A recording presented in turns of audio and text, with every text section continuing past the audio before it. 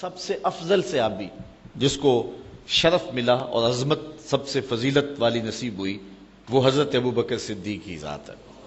کہتے ہیں حضور کا سایہ نہیں تھا لیکن یہ سائے کی طرح حضور کے ساتھ ہی رہے، ساری زندگی حضور کے ساتھ گزاری۔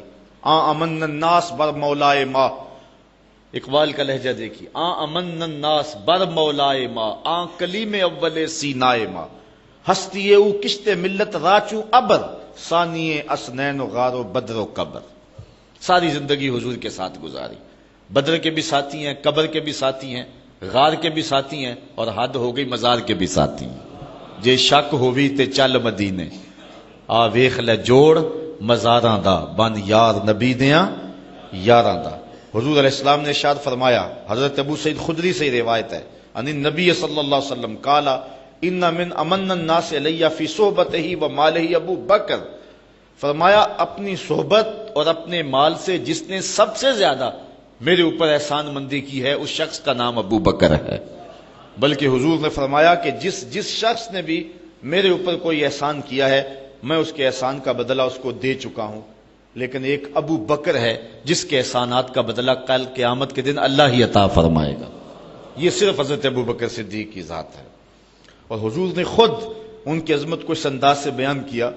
حضرت جبیر بن مطعم رضی اللہ تعالیٰ عنہ روایت کرتے ہیں، قال اتت النبی صلی اللہ علیہ وسلم امرأة فکلمتہ فی شیء فامرها ان ترجع الیہ۔ ایک خاتون حضور کی خدمت میں آئی، اس نے حضور سے کسی معاملے میں بات کی تو آقا کریم نے فرمایا چلی جا پھر واپس آ جانا۔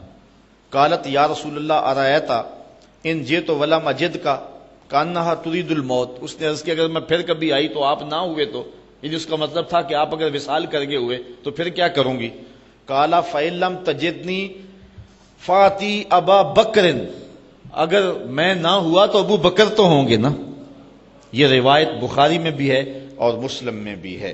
علماء نے کہا کہ یہ حضور ابو بکر صدیق رضی اللہ تعالی عنہ کی خلافت کی طرف واضح اشارہ ہے۔ حضرت عمر کہتے ہیں قال ابو بکر سیدنا و خیرنا و احبنا الی رسول اللہ صلی اللہ علیہ وسلم، کہتے ہیں کہ ابو بکر کی کیا پوچھتے ہو، وہ ہم میں سے ہمارے سردار بھی تھے، ہم میں سے افضل بھی تھے، اور حضور سب سے زیادہ جس شخص سے پیار کرتے تھے اس شخص کا نام بھی ابو بکر ہی تھا۔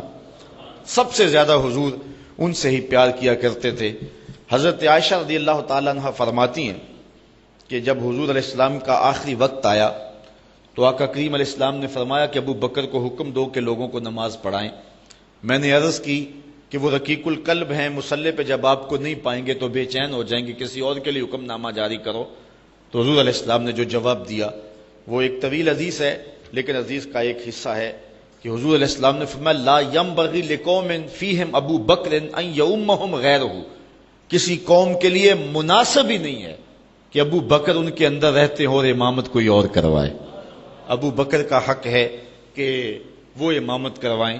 جب حضرت سیدنا صدیق اکبر نے خلافت کے نظام کو سنبھالا تو حضرت علی المرتضیٰ دوڑے ہوئے آئے اور انہوں نے حضرت صدیق اکبر پہ ہاتھ بیعت کی اور یہ بات کہی کہ جس شخص کو حضور نے دین کے لیے پسند کیا، مصلی کے لیے پسند کیا، اس شخص کو ہم اپنی دنیا کے لیے کیوں پسند نہ کریں۔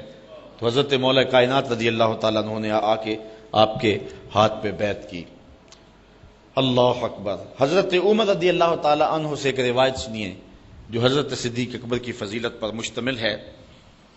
کہتے امرنا رسول اللہ صلی اللہ علیہ وسلم ان نتصدق ووافق ذلك عندي مالا فقلت اليوم اسبق ابا بکر ان سبقته یوما۔